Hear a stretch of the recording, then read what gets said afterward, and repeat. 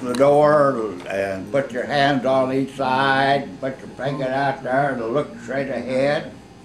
The star And, is the cross, the German. All I could see was sky.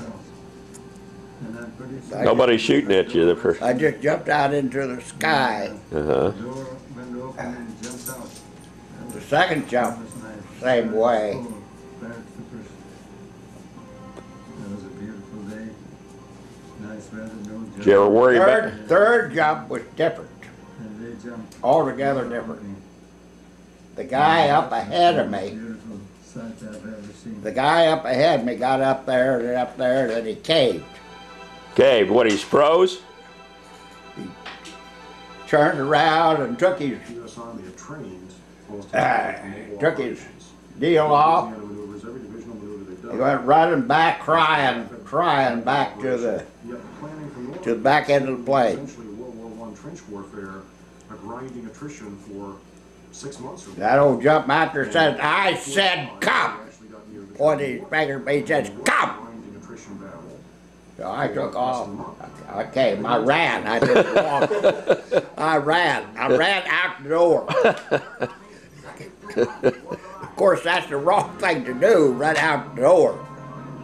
Of course, immediately I went down head first. Oh. You don't want to do that. You want to go feet first, huh? When you go out the door head first, well, you go down head first. And I mean, when that opening shock hit, it took my helmet off, broke the strap off my helmet, took the helmet off. It took I had water in my canteen, took the canteen off, and it jerked the living shit out of me. Oh, it jerked hard. And and I come down fast. And I had the hardest damn fall I ever had, hit the ground. Thankfully, I had both feet together and I rolled everything. It didn't break anything. Was that But boy, it jarred the shit out of me. was that at Fort Bragg? Huh? Was that at Fort Bragg? Yeah. Fort Bragg. Yeah. What was the story about you coming in? You had one jump where you came in over an ambulance or something? Or you came in and I can't remember. Was that the one where they had the big generals there and they had to review? That was later on. That's when Winston Churchill come over.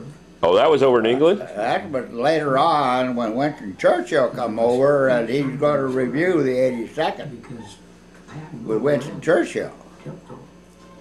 But anyway, this was a qualifying jump. These were qualifying jumps. These were when we packed our chutes, you know, we packed our own chutes and everything. These were qualifying. First 5 jumps were qualifying jumps.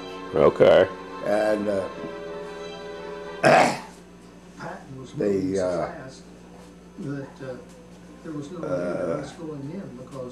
the last jump was full field pack. Full field pack and a night jump. What was full field pack? 130 pounds on your back. Full field pack, you know. Like you wouldn't combat. Like a combat jump. Yeah. All right. Was that day or night? Yeah, and it was a night jump. Hmm. So then we called the marshal to jump outside Paris. They decided Army moved fast enough they didn't need us. And the same thing. Other than coming down a little faster and hitting a little harder, rolling, it wasn't eventful. I mean, you know. Not quite too Yeah. It was dark. before we finally jumped. I couldn't see what I was. I couldn't see the ground. I couldn't see what was going on. I mean, I just had to take a chance that there wasn't a bear out there or something. You know, Yeah. But yeah. Were you jumping into trees and stuff, or was it open areas? Pretty open area. Pretty open. They made it pretty open area. You know, for qualified guys. Later on, it got rough. You know, but Yeah. But, So you had to do 5 just to qualify. yeah, first qualifying jump where you got your pin, Got your wings. where they pinned your wings on you and everything, you know. Then they had the ceremony, the big ceremony where they, now the guy that caved in, when he caved in, they landed, and they made him take his parachute boots off, and he had to walk barefooted in. Oh, really? Took his boots off, huh? Couldn't wear them anymore. The most critical and difficult mission. And he was out of the airborne He then. was out. First British Airborne Division. No parachute boots for him. That's to drop on and seize the bridge at Arnhem, which crosses the Lower Rhine. See, we were the only ones that went through jump school, was the only ones allowed to wear a parachute or boots. Outflank the sea. And that was only Germany. It's the back door into the right. some Rangers, But it's the most difficult. not all Rangers, but farthest away most, from the some of the Rangers It's the and most difficult paratroopers. to link up with. It's at the very end. Now, did the Rangers also do jumps or not? They also had Qualifying some. jump. They also qualified. And they also did mountain climbing. They went to come out of Colorado and had them climb mountains and stuff, you know, and everything. Give them a full range of anything. Ski, they had to ski. They had to know how to ski. Mm-hmm.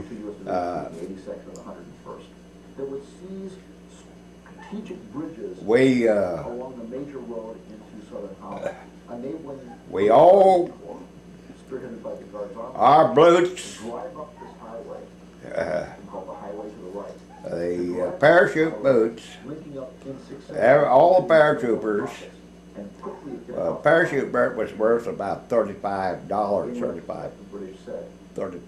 perhaps he tried to go up there. There was elk hide, made of elk hide. They had a steel toe and a steel instep, In Normandy and which was for, you know, which was for fighting. That's why we had the French kicks and everything. But, you know, also for walking and everything, you know. But anyway, and from that standpoint, much more successful. all paratroopers bought a brand new pair of boots. They're on their own money. On their own money. Out of their own money. And they kept, those are the ones that they kept And that was, to shine, Oh, kept the in their barracks special ones for for Special any occasion. inspection or any kind of dress and everything. And they're the ones that we shined and shined and shined. We had a little color boy shine them, you know, till they would polish to, no, that was at when Fort Bragg. yeah. You were still in training then. Yeah, we had the square lace. We took shroud line from parachute, silk shroud line from parachute. And we either shellacked the ends of them, or we went in town and bought lace to the ends of them, for the ends of them, you know. Steel.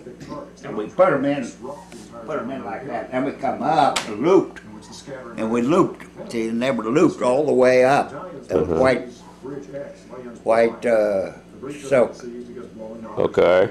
It was square lace, what they call Square lace. Square lace. And of course that one, see, the paratrooper was the only one that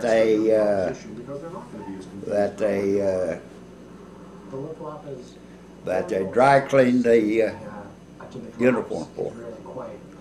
And we was the only ones that was allowed to wear the white silk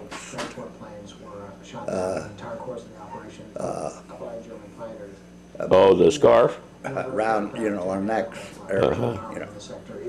We had white gloves, silk gloves, and a scarf, white silk scarf around there, and a square, you know. And of course, our uniform had the crease, everything just like an officer's crease and everything, you know. Uh-huh. That's why we look so much better than than any other units, you know, any Army unit. Yeah. And that made those Army officers so angry they could not stand it. They could not wear, they were not allowed to wear parachute boots. Oh, they was, they, you know, they pulled all the strings they could and everything. And old Gavin and them said, and Eisenhower says, paratroopers are the only ones go through jump school is the only ones allowed to wear parachute boots, regardless of rank or anything. So he devised a special salute. Who, General Gavin? Gavin did, and instigated it, and got Eisenhower approval. See, he come in like that. That was the Army salute. We come in like that and give a highball. Go up a little bit, huh? We give a highball. Highball.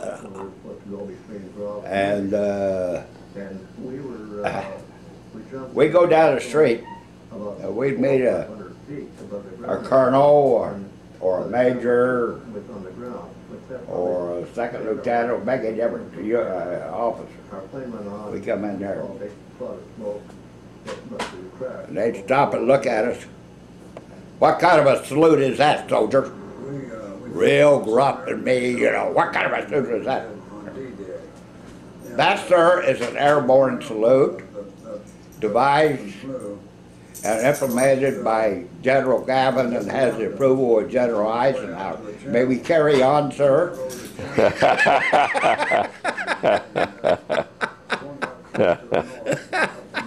They didn't like that. They loved that to do that. Yeah, I'll bet. I'll bet.